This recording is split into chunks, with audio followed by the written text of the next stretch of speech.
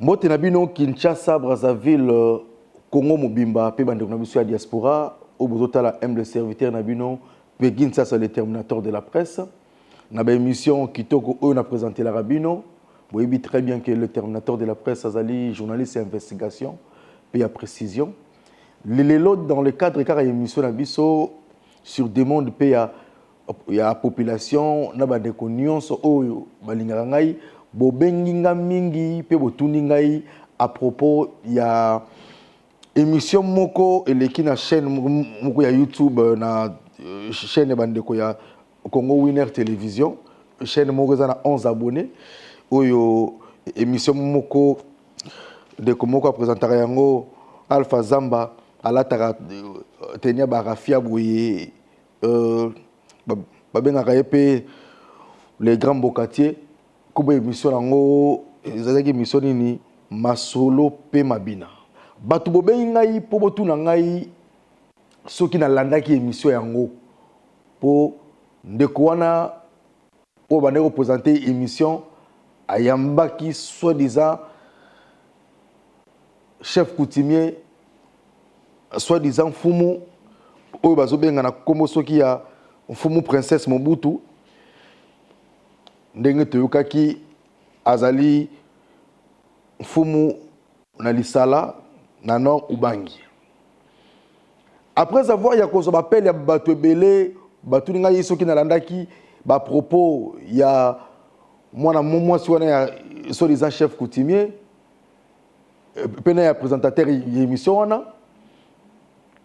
ngai en tant que mopandi sango on a le conditionnel te na vérifiera nanu likambo avant na loba na télévision na 8 ans ya kotala émission yango na analyser yango et puis na décortiquer pe na za ko expliquer bino conclusion oyo ngai na maele oyo naza na mon expérience il y a 25 ans expérience na télévision oyo naza na yango na kangama te na beta mafimbu te po nayebi musala oyo nayebi ko respecter déontologie journalistique pe na ligne éditoriale na ngai bande ko za pasi pe mawa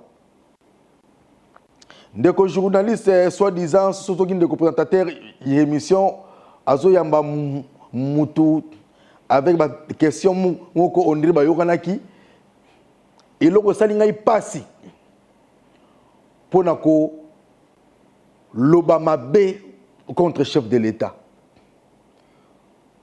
Moi suis malgré ça chef coutumier soi-disant na yebi été mais na ko loba na ya bien chef coutumier azako loba mabe contre chef de l'État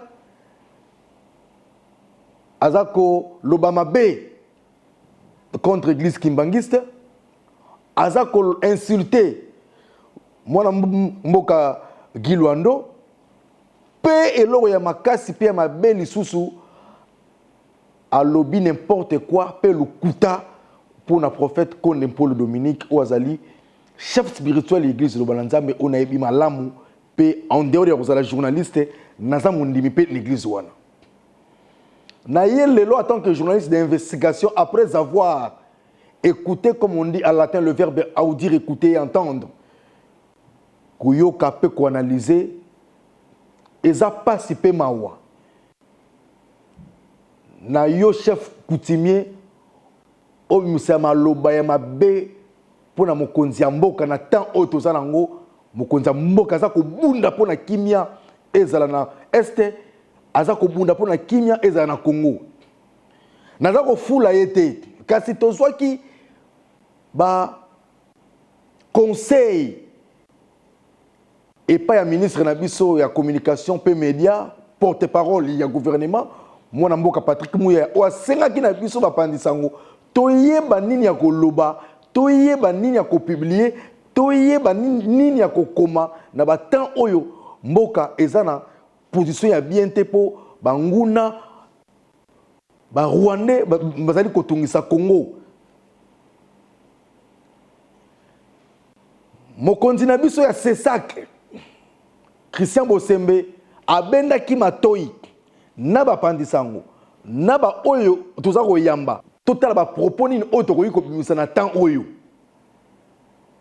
tokena ngo sous plus loin ministre na biso pe ministre d'état ministre de justice son excellence Constant Mutamba abenaki bapandisango matoi toyebisa ba congolais o ba leader d'opinion même naba ba influenceur toyeba nini tokoki ko publier nini ya kokoma nini ya koloba na ba temps oyo toza nango kasi esali ngai pasi pe mawa ya komona un chef coutumier tandis que chef de l'état a respecté ka chef coutumier apesaka bango valeur mwana mwasi oyo boza komona oyo azali koloba n'importe quoi na émission du début à la fin lokuta na lokuta oyo kolinga kotala yango atala mais bato boye il faut to interpeller bango parce que maloba na ye eza maloba ya malamu te pourquoi naza koloba boye toyoka nanu ndenge abisi ba propos ya mabe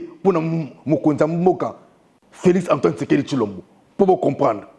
Mais qui sait comment ça kana batu azo atante toza na réunion asali biso réunion azu ba $200 ou $500 pesi biso azo ataya osola na mutu moko et puis ba ke moni ndoki ya mwasi eza makasi on papa na bando ba liputa vert ngabi tumba na ko sisa mpo na ko kepe pa nanga to sololi na ye po nyonso neza keza ki seke dinda luki so makambo yo toke to sololi na ye to luki ndenga ko négocier po to boye makile tanga soki alinga kite azwa ki ba asaki ba contrat lo kuta poani po makambo nyonso tuti nanga sika ali boma te ki seke dinda luki yango ki seke lezo ape atan ko lukanga ko mona ngakende pa mama ne marti aboya ko mona nga poani akasina yako senge mbongo ngaza manjati te so akena groupement nga so na sepeli na rozo apenze loko na PC tomboli bokonzi na ye loko aboya afanda na ye me alukata lukanga po ngaza mwasi nga penza na za mwasi puis papa na biso azaka penza kati makila ne pa nga to sala pacte na papa na nga to mela na pe ya makila kindokite ka kwa mbruye batu baluka makila batu etanga te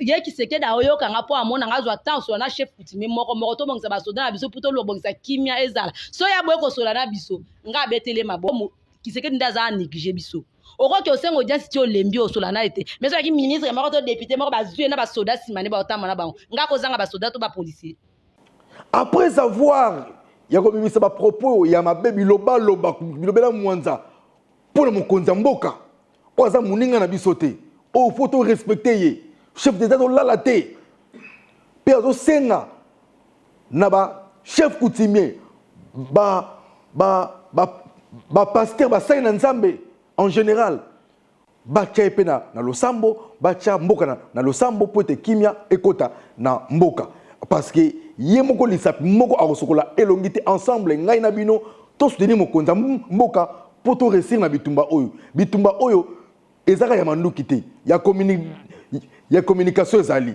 bipiblia lokuta makambo ebele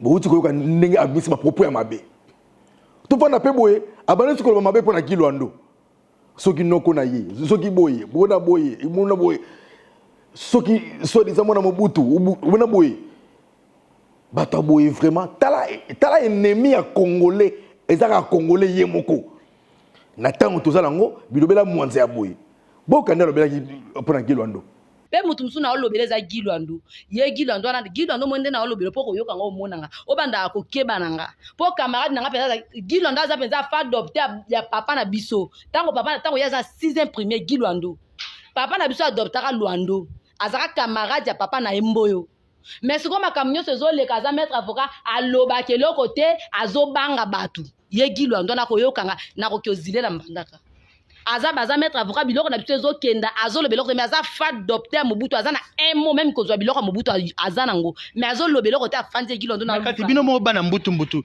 nzanga ti ateki tokomona bato tokokangi ye docteur egilwando na olobela ye aza fa docteur mobutu ke ndenge aza kolobaka eloko mo nazwanga kozwa ngo parce que na 6e primaire azwaka epolele aza fa docteur alobaka eloko te mbongo nesaka bamusicien kobenga yanga te egilwando kotindela nga mpe mbongo te mpo na bike kotindela nga su mbongo te na ndimi mais ofandi nazoloba eloko te nzoko oza mpe na droit kozwa te eloko moko amunene olibongo ni na mobutu ozwango mpo oza fa adopte na ye olobaka eloko te ofandi ka wana sikoyo chose grave prophète konde ya batu Paulo Dominique oto yebi chef spirituel de l'église de Balanzambe, eux moutonions soyez le monde évolué. Au betika mon internet, prophète Konde Paul Dominique, au mona ba image nae banda bo mwana.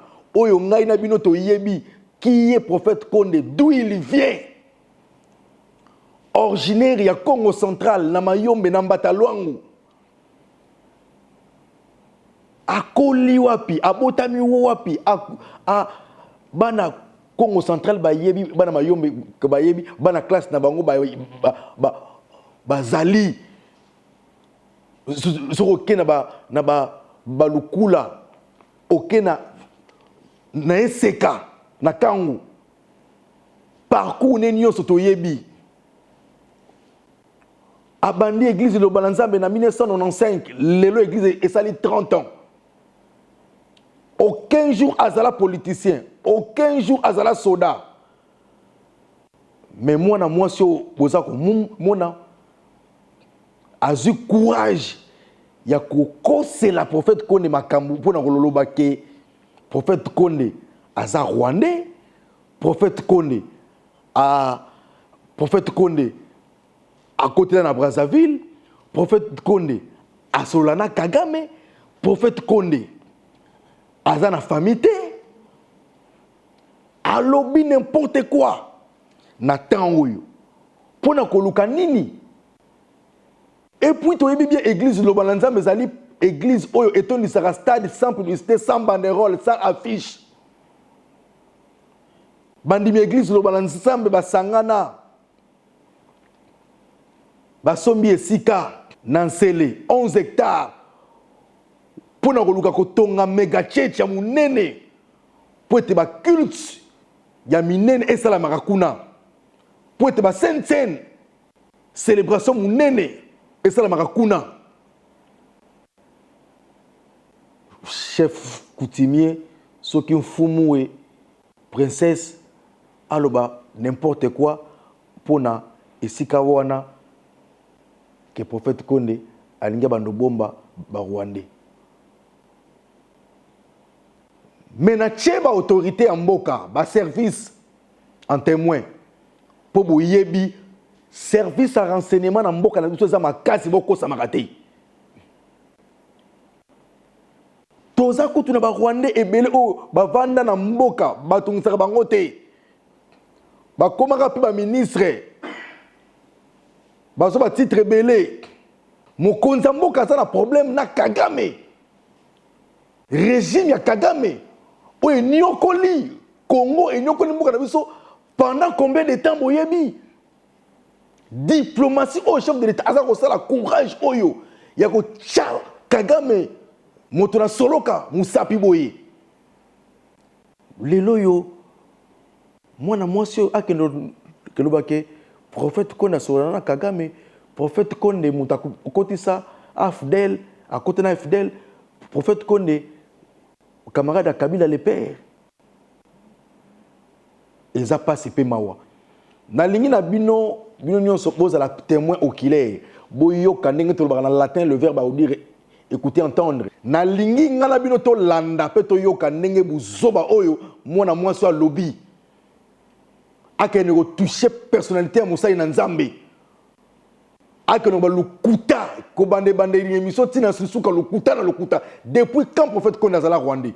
Depuis quand prophète Konde azala Kamada Kabila le père? Mutu to yebi place à botama to yebi papa na to yebi maman na to yebi bande ko na ye. Parmi basala nzamba minene na Congo, pe na monde faut compter prophète Konde Paul Dominique. Ah, pour na yebi que na doctrine église de Balanzambe.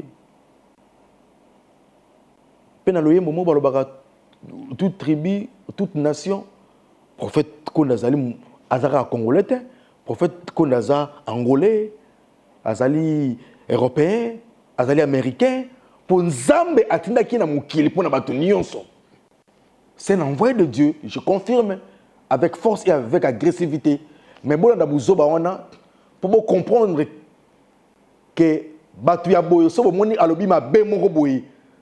Bo mi se ngote bo interpeller aya na ba preuve tangible pour maloba na ye ekoki ko blesser bato bele ekoki ko troubler bato mitu na temps oyo mboka to luka kimia to luka to silisa guerre na ba Rwandais bato na soloka au chef d'état to la te oyo ngana bilo to bunda pour na sensibiliser congolais nyonso ba jeune to soutenir FRDC ba wazalendo na biso mais ye aza koloba n'importe quoi et puis to tikaye boy na tie ba service nyonso témoin ministre na biso ya justice Constant Mutamba son excellence tala buzoba oyo lingaka te ministre na biso ya communication et média Patrick Mouya tala buzoba oyo lingaka te président na biso ya CESAC suite ya bilobela mwanze ya bato ya boyi na présentateur na invité bato mbika bato ya bitu pasi bato boyi bilobela mwanza na muto a publié na muto a yambi na ba titre lokuta yango TV na biso baby mutu nyonso la mukile lelo na tango journaliste pour yamba mutu nyonso sans conducteur sans cahier de charge na tiki bono bola na buzoba ya mutu oyo ya mwasi ya mutu pasi oyo mwasi ki zengi oyo bolimbisa ngai pour makambo a lobby il faut même kutu même ki zengi akolo bakutu boyete bolimbisa nga pour na terme parce que je suis en colère parce que na temps oyo mboka tout ça concentré pour na bitumba este totala ndenge nini kimia ekokota ndenge nini mukonza mboka o se battre ndenge nini biso ba congolais tokozala na attitude ya ko accompagner bande na biso ya FRDC mais ezana batuka ba congolais bazoluka ba buzz au chef de l'état ya mbanga soka ya minga ite le chef de l'état alukanga fachi alukanga fachi muninga na yo bolanda élément oyo sous suite émission parce que na décortiquer yango pour na ko sunga bino pour na ko lakita bino buzoba ya mutu oyo asali émission oyo pour na luka ba base to pour na nini ba cha ekana mboka to ndenge nini bolanda s'il vous plaît bandeko balandi tokota na moke église etali pasteur Konde Liloba pasteur oyo tokomona pasteur Konde église Liloba mais kuna tokomona ete pasteur Konde kotale boye a libe congolais mais tokomona na ngambo bato bazo bakeno te pasteur Konde azalaki soda azalaki mopaya bandeko ya wana kotana kotunda bana membre vérité baloba ya libe belo lenge boni ngai nde princesse Mobutu makumu tatu na lobi pasteur Konde azalaki camarade ya Kabila le père bazaki ne na zamba ti babimi ake braza abani ko samba na bima après aluke loko moko ami se déguiser pa kota nango Kongo atie église ya Liloba Konde nenga zana za Rwandais et puis ye muta kotsa fidèle awa pasteur Konde ami se déguiser le quoi pasteur nda fanzwana pasteur Konde oyo église Liloba batu ba ko lataka photo na ye wana aza Rwandais aza ya penza na famille aza famille te aza Rwandais aza Rwandais mais akola na Katanga awa nengomba Kinshasa pasteur Konde azabe na famille aza awa aza famille te famille sto lo bazo kosa aza ni na mwana mwasi aza na botana ete pasteur Konde aza camarade ya Kabila le père nde basala ke loko na bauluka ndeni ba okota na kuko aye Brazzaville aza osamba na bima azui mwasi na zakane na ndaku na ye après azui asale loko moko ami se déguiser pa kota nango aza Rwandais aza kofana mingi na do azaki camarade ya Kabila le père ndenge azawana asolana Kagame ne boluka ba rebelle si asolana Kagame ndenge akenda ba tourner ne so solana Kagame bien azui pe azape na courage poto tikela bango mboko loko ba potaki Mobutu buzoba ya kasi biso na ba koko na Mobutu na ba population pota biso buzoba azui pe espace ya sombi awa bia osala stade ya nini do asombela ngo ba Rwanda po ebiki ba Rwanda bazaka na ili bando kati pasteur Konde aza congolais aza Rwanda mais afani mingi na Tanzanie azala camarade ya Kisekedi aza soda ye penza premier rebelle asolaka na Kagame bien siko ngai nazo yebise po oyokanga pe amonanga nga na ozila ye lokwa ya mi se déguisa aya kokotsa ba nyamulenge ba kadogo awa nga kende pa na ye na ndaku na ye na place aliaka na butu to na mo kenda moto na kenda lokwa ya mi se déguisa nga pe na mi se déguisa na kenda kuna ne pa na 7e nuit na place aliaka na place alala ka na place sa makambo yoso to sunga ye po Kongo mo mamonda te bana Mobutu bazoba ba Kongo Mobutu bazoba siko to omona kizoba na biso soki ye lokwa asolaka na Kagame bien asomba espace batia drapeau Rwanda awe pe pata journée mo banda tongo ti butunga na mona oza kondima te pasteur Konde alibe Congo te mais kombo wana Konde wana ozomona te za kombo ba congolais papa ezele ba Congo mingi ezalaka Konde intel omoninga nakouta na Congo na ke Brazzaville na pesi komo musu na fandi kuna azwi famille na koti ye penza aza na photo eze pa na yake ndai pasi moki mango azwi na chapeau loko latia boko na mboka na bango za chef coutumier kete makambo ekobima wa vérité menga na kokotaka be kati binge et surtout na kovana mingi makambo etali ete église liloba ya pasteur Konde princesse lelo yo okoloba ete pasteur Konde alibe rwandais Église liloba c'est que ba rwandais ba ko uta kuna ba libeka ko sambela kuna biso pe tokota tukoye ba rwandais kaka biso tu lolenge moko omoni yo ngakutu na lobaka français te na loba ngwa lingala ye azalo kwa pasteur wana aza pasteur ba église liloba ko sa ne musa po ba prophète baze belé na nie liloba te ba monaka baloba makambo bien na nie liloba te ba monaka baloba makambo bien na nie liloba te ba monaka baloba makambo bien. Merci beaucoup bouti kolanda buzoba ya soi-disant princesse Soki Mobutu chef coutumier nalingi na rappeler peut-être batu batindi to batu bakosi basinisi touche prophète Konde nano akenda na nkamba te depuis abotama prophète Konde aza chef coutumier te ni na mboka na bango. Prophète Konde aza plutôt un homme de Dieu, prophète, l'envoyé de Dieu. Il n'est pas aussi pasteur. Aza pasteur te. Et puis prophète Konde avant dans la 7e hérité. Et puis prophète Konde aza na bana. Aza na famille. Papa na aza en vie. En plus prophète Konde Akena et pas son éminence Kimbangu à la taille chapeauté pour l'administration. Est-ce que l'image de le prophète qu'on a la chapeau ne va coûter na Simon Kimbangu va coûter na papa et ça qui na kamba pété bazaki na maman Safala na bande ko accompagner qui est. Est-ce que le prophète qu'on a la chapeau en plus les sous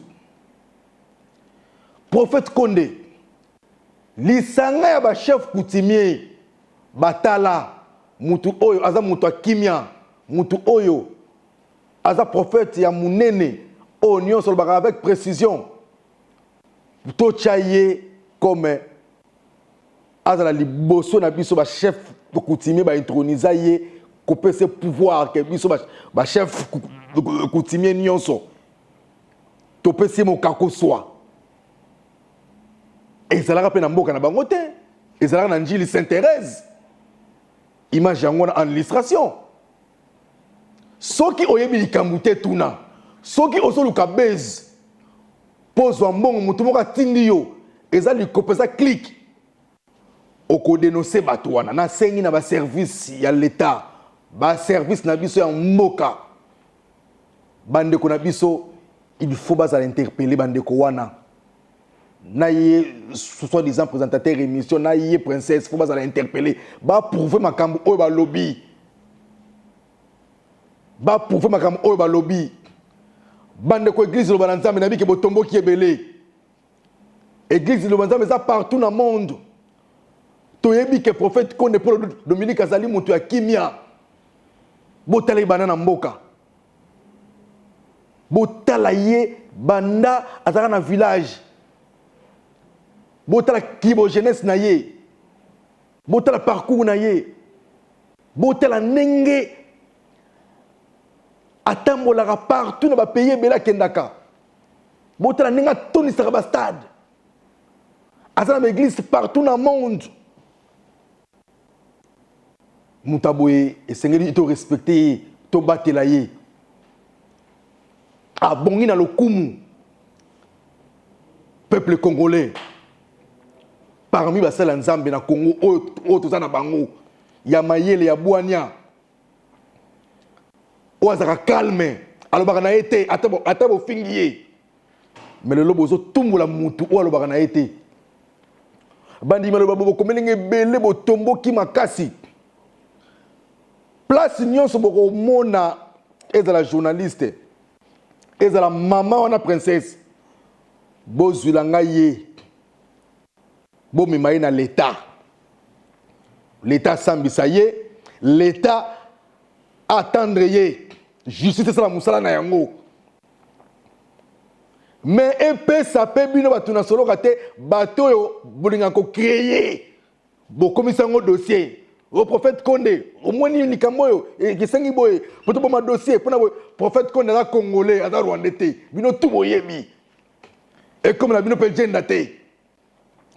Oh ya na gender, oh ya na cop. Na yoki, na ko repesi, ba service tout bayebi na bango, ba contre l'état bayebi. Tout ça concentré, il accompagné mon conseil ya mboka. Pour bitumba et ici là na est tous na kimia et puis prophète Condé a bonne la pour mboka azali ministre universel pour la paix akena tina mikili ya poto na parlement européen pour nous plaider ko senga ke ba député européen ba ndeko na biso ya mindele ba solo na batu na bango pour na kimia et côté na RDC. L'exhortation na nyonso na munoko na ezalaka la paix, rien que la paix. Même quand tu recommandation o ya pesaki sur bitumba este apesi ba cantique. Attitude nini mondimia liloba o il faut zanango, attitude nini peuple congolais faut zanango na ba temps oyo. Ba pasteur nyonso ba yebi qui est prophète Condé. Boyoka journée que qu'on a Rwandais et la barrière paranaïe jour nini maman Marceline Safala maman moko motima malamu boboto kimia moko maman wana akoma nango mais maman ba tu pas vendre kimia alobaka na yete azape na libota azape na famille amona mwasi moko boye azo finga mobali na azo kosa pour nous battre, pour nous diminuer, pour nous n'importe quoi. Bon, on sait bien. Nous sommes la famille. Dans l'église, partout dans le monde. L'église, c'est le monde entier. Dans le stade des martyrs, on a plein de salamaka. Dans Brazzaville, on a plein de salamaka. À quelqu'un en Angola, un vendredi, attendez ici plus de 3 avenirs Mobimba. En tournée pastorale, ba service nion ba yebi ba na téléphone ba numéro prophète Condé ba yo ko vérifier ce qui prophète Condé a solana Kagame. Pour kombo ya Kagame za pelo la kombo ya Satan. Kagame c'est un sorcier. O alingi ba congolais té. Mais les autres aussi grâce nzamba tindeli biso président oyo ayebi nzambe président oyo ayebi Valeria ya basena nzambe oyo maintes fois prophète Condé abonde la rapona ye chaque fois pour na kimeza na mboka na Afrique pe na monde entier. Je peux dire aujourd'hui prophète Condé n'est pas seulement congolais mais c'est un prophète de Dieu. Oyo nzamba tindeli biso mokili pour na ocha kimé na monde entier. Mais origine na ye to yebi yango. Il est du Congo central, Condé Paul Dominique. Nambata Luangu. Ba image boyebi. Alors yenge zo la minga olobe yali minu ngaimbanga pasi. Bola na portrait oyo ya prophète Condé Paul Dominique. Si réellement za Rwandais, si réellement za Congolais té. Boyo kapé bolanda ba originalité na ye. Boyo kapé bolanda na sengi na bandimi ya liloba boze belé partout. Bo partager émission oyo. L'église Liloba Nzambe vous présente cet homme de Dieu initiateur de plusieurs œuvres sociales et scientifiques. Qui est le prophète Condé Dominique? Fondateur de l'association internationale Liloba Nzambe. Une association à but non lucratif fondée en 1995 pour préserver, maintenir et protéger l'humanité dans son ensemble, y compris les animaux. Auteur, prophète, philanthrope et fondateur de la religion de Liloba Nzambe, il est né à Mbatambenji, dans le Mayombe, dans la province du Congo central, en République démocratique du Congo. Sa longue route entreprenante commença à un âge précoce, sous l'encadrement de ses parents et une famille reconnue pour sa générosité. Mais à l'origine de ses études dans une école missionnaire, le jeune enfant, Poussé par une curiosité de comprendre l'énigme de la grotte de Lourdes, s'est servi du chapelet et du Nouveau Testament s'isolant de ses camarades. Pourtant, tout ceci était bien au-dessus de sa compréhension. Cependant, ses premières années furent loin d'être consacrées exclusivement à la lecture et aux études.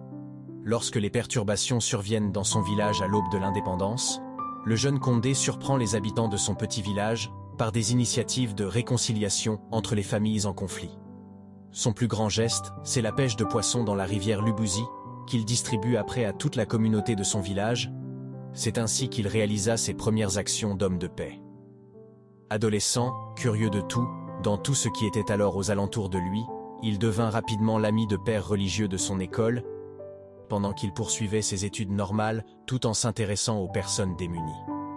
Néanmoins, ce qui particularisait vraiment le jeune comte Mpolo Dominique était son insatiable curiosité alliée à un désir inné d'améliorer la condition de la vie humaine. Lorsqu'il débarque à Kinshasa, l'homme ne lâche pas prise dans sa quête pour l'amélioration des conditions de la vie sociale. Quelques années plus tard, il fonde l'association internationale Liloba Nanzambe. Ce qui a fait sa grandeur d'âme, c'est sa consécration et son dévouement pour les actions humanitaires. Le rapprochement de peuples, l'encadrement et la prise en charge totale des enfants dits sorciers, ayant élu domicile dans les rues. Bref, un homme plein d'amour envers ses contemporains et disposé pour les opprimer. Son intégrité morale est justifiée par la congratulation de la part des associations, tant nationales qu'internationales, avec plusieurs diplômes des mérites. À titre d'exemple, il est médaillé d'or du mérite civique décerné par la présidente de la République pour des meilleurs et loyaux services rendus, ainsi que des actes de courage et des dévouements exceptionnels accomplis dans l'intérêt de la nation congolaise. Ses domaines d'intervention : assainissement, social, santé, agriculture, protection de l'environnement, éducation, et j'en passe. Ce que le prophète entend par assainissement, malgré le nombre important d'associations dont la capitale et toutes les merveilles apparentes que la nature offre à notre pays, le prophète comte Mpolo Dominique constata que l'insalubrité dans le milieu urbain avait transformé certains endroits, dégradant ainsi la vie dans ces agglomérations. En l'an 2000, sans aucun financement extérieur, il se lance dans une campagne d'assainissement des lieux publics à Kinshasa. Il va étendre une année plus tard l'assainissement en province chaque samedi. De point de vue social, pendant l'assainissement au stade Tata Raphaël en l'an 2000, le prophète comte Mpolo Dominique découvre dans la foulée un groupe d'enfants qui y vivent dans les conditions infrahumaines. Après un bref entretien avec ces derniers, ils finissent par révéler l'immobile de l'abandon de leur famille, puisqu'accusés de sorcellerie par les églises de leurs parents. Le prophète réalise alors le bouleversement qui mine le monde malgré les apparences humaines des modernisations sous les triples assauts de la drogue, la criminalité et du déclin des valeurs morales. Un monde en désolation. Cette raison le pousse alors à créer un centre d'hébergement pour enfants dits sorciers. Il prit en location un bâtiment pour cette fin. Au début, beaucoup de gens ont conseillé au prophète de ne pas garder ses enfants pour longtemps. On lui proposa de les inscrire dans les centres de formation accélérés en mécanique ou en coupe-couture. Il refusa par cette phrase. « Ils ne sont pas sorciers tels que vous le prétendez. Ils ont les mêmes droits que tous les autres. » Il les inscrit dans une école normale. De nos jours, certains d'entre eux ont atteint les niveaux universitaires grâce au prophète et avec le concours de l'association internationale Liloba Nanzambe. D'autres ont par ailleurs regagné la vie familiale. Sur le plan santé, les charges pour le bien-être des enfants émergés deviennent de plus en plus lourdes. Le prophète Conde s'est lancé à une nouvelle fois dans la création d'un centre médical. Présentement, l'association internationale Liloba Nanzambe compte 3 centres médicaux dans la capitale congolaise. Le centre de Matete, celui des Kimbatseke et des Maluku. Cette initiative a permis au prophète de résoudre tant soit peu la problématique de soins médicaux de ses enfants devenus siens. Par rapport à l'agriculture. Dans le souci de mobiliser le fonds pour la même prise en charge, l'homme des dieux a jugé bon d'initier 3 autres projets dans le domaine de l'agriculture dans sa concession du plateau de Batike à la commune urbaine rurale de Maluku. La MONUSCO lui est venue en aide lors de la saison agricole 2007-2008. Quant à la protection des animaux, le prophète Conde de Mpolo Dominique est le premier à avoir introduit un principe biblique de l'enseignement sur la protection des êtres vivants. Principe selon lesquels l'homme et les animaux sont tous égaux et ont droit à la sauvegarde. Dans ces enseignements, il sensibilise les gens à ne pas tenter une seule fois de mettre fin à la vie de l'espèce animale. Il recommande aussi de protéger l'environnement par l'assainissement et à y planter une végétation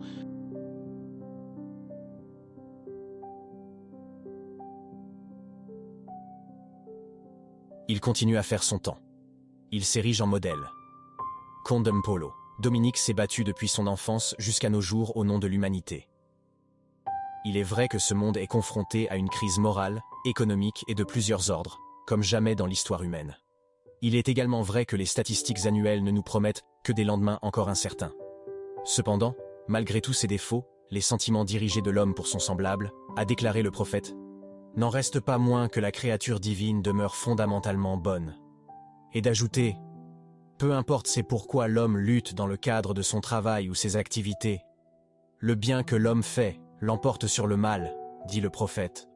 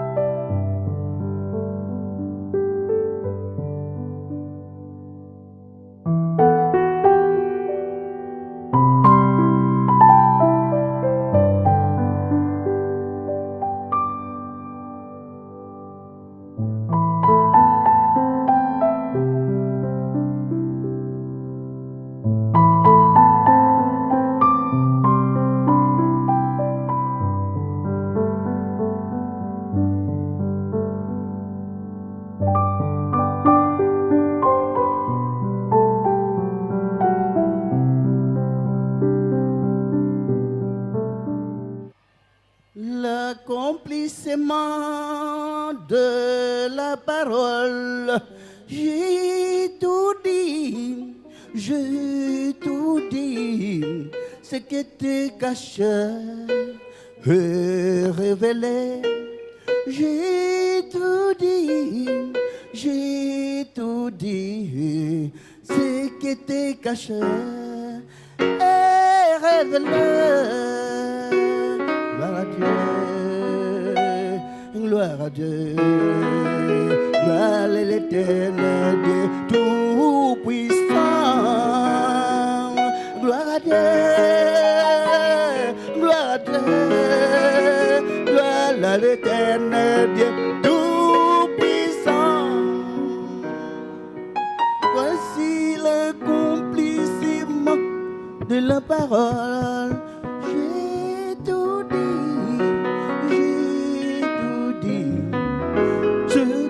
Caché et révélé, j'ai tout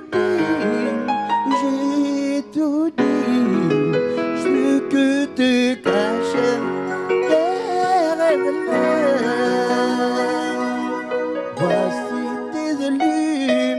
Voici tes élus, tu ressembles ici devant toi.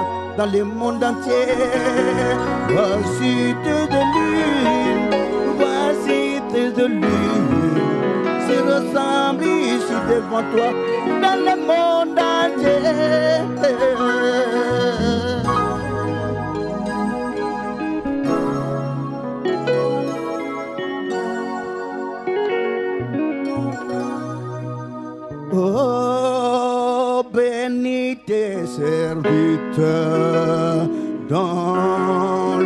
monde entier. Oh, bénite servante dans le monde entier.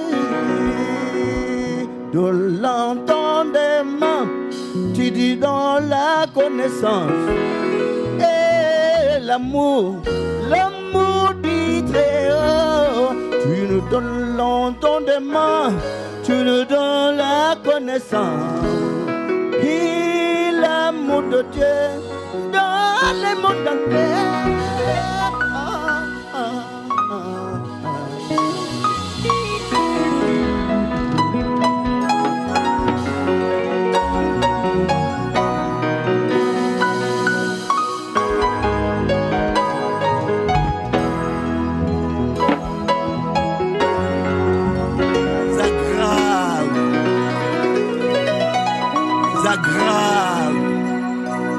Amen, peuple de Dieu.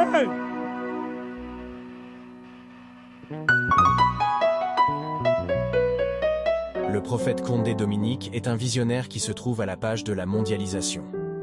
À travers lui, l'Église se place dans la logique des bancarisations. À l'Église Liloba, 840 serviteurs de Dieu trouvent leur compte dans ces systèmes financiers pour un but simple, le soutien aux efforts du gouvernement dans la reconstruction du pays. Parmi les nombreuses initiatives entreprises par le prophète pour l'expansion de l'œuvre des dieux dans le monde, il faut notamment compter l'aménagement des lieux d'affermissement au niveau tant national qu'international. Sans toutefois revenir sur les matinées scientifiques ou les œuvres sociales, comment dire et comment ne pas parler de ces mérites, de ces distinctions consacrées par tant d'organisations, comme à l'instar du ministre universel pour la paix. Voilà la raison pour laquelle, dans ses nombreux voyages à travers le monde, cet homme des dieux s'est dit toujours en quête de peuples autochtones.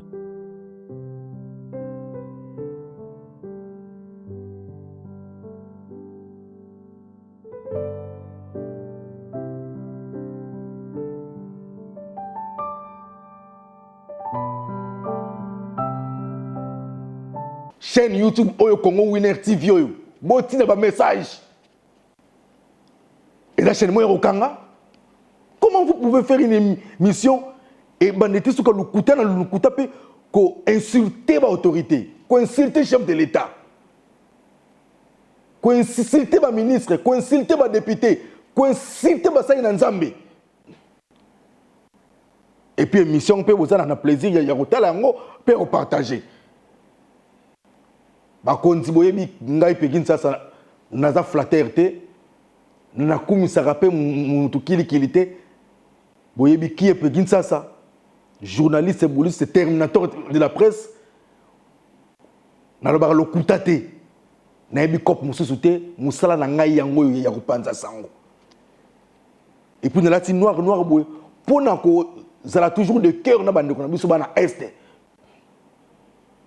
Et puis na yebi ke kimia eko kota, pour ezo kota. Déjà maleme tout dans la confiance au chef de l'État, tout dans la confiance il y a ba soda na biso ma pinga na biso FRDC, tout dans la confiance ba wazalendo, tout dans la confiance au gouvernement na biso petolingi kimia congolais veiller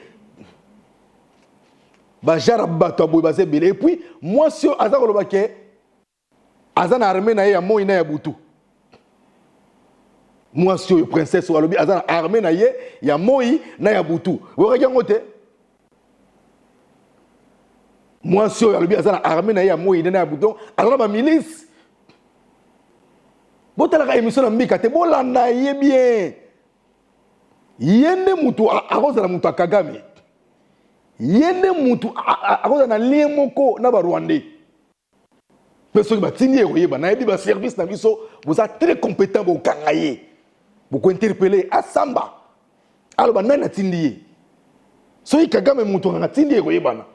Réalisateur nangai zone sur place on a au lobby que yezana ba soda ya mo ipe ya butu popo yo kango bien ndenge toza wana toza ba sonnet nga na ya peza Kinshasa naza ba soda nanga mo po naza ba général belo na solaka bango la police na FARDC ndenge mabete naza pe na ba soda nanga butu ke na lali oyo ko loka ngo kuti bango baza porte nanga wana okota te wana bibembe okuta pe ba soda nga na somba bango ba okuta pe soda mais uti cimetière okute na porte ndoki process hein kindoki ezali be ko régner pa na yo eza makambo ko régner te so na za groupement na bisiku na za docteur ki na kosi eza kindoki olia ba te za ndoki oyeba makambo ngaza ba soda te boso so soda na nga lali na butu garde na nga lali siko nanda akengelanga naza ba soda moi naza pe ba soda butu boyoki prophète Konde Paul Dominique o ngana bengaka ye tango naza na église na bandeko na ngai nalobaka ke azali descendant d'Abraham, d'Isaac et de Jacob,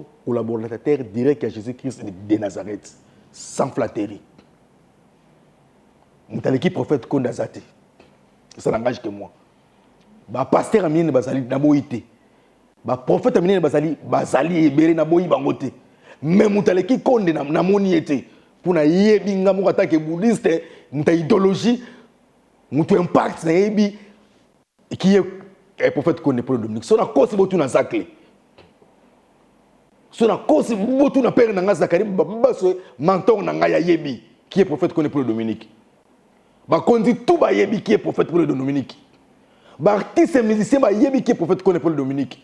Ba comédien ba yebi qui est prophète Konde Paul Dominique. Même Satan, même diable na li felo ayebi qui est prophète Konde Paul Dominique. Bon kolo ayebi que prophète Konde Paul Dominique a envoyé na ye collaborateur de Jésus-Christ de Nazareth. Oya boyi asa mukina ye mais on a le besoin vérité na bino tokuta mbalasima eza koya.